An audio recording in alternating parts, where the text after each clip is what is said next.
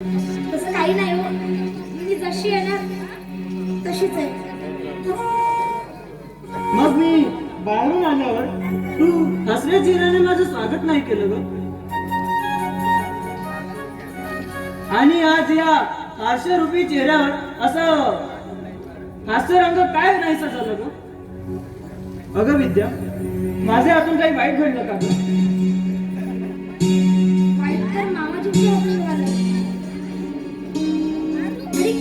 आणि त्याची कल्पना तुम्हाला नाही आणि मला सुद्धा नाही. बाबांच्या हातून काही वाईट घडलं नाही विद्या, नाही. गैरसमज झाला विद्या. अगं आपले बाबा हे चौकस बुद्धीचे आहेत ग. अगं कोणतीही गोष्ट आहे ते विचार करून करत असतात आणि विचार करून केलेल्या कोणत्याही कामामध्ये वाईट होणं शक्य नाही ग विद्या.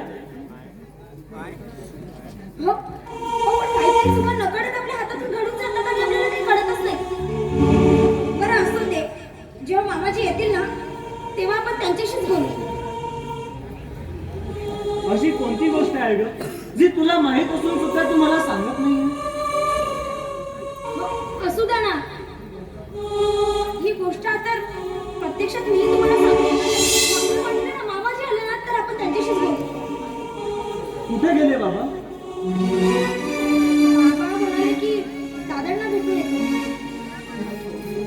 विद्या, अगं मनात चालविचल सुरू झालंय.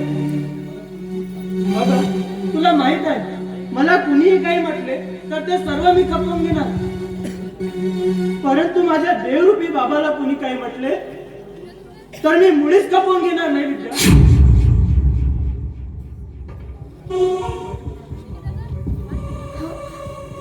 मला तरी कुठे वाटलं होतं की मामाजी कधी कुठे वाईट करतील म्हणून.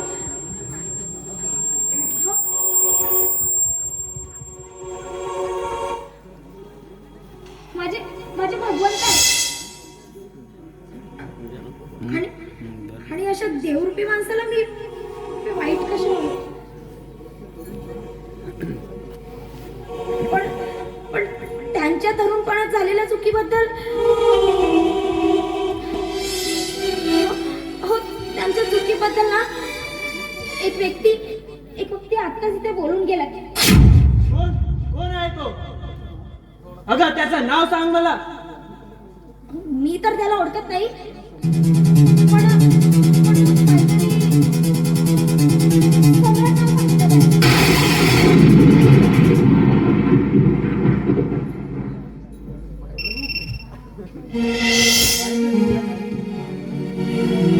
अगं मला विश्वास नाही होत. आणि तो कोण आहे?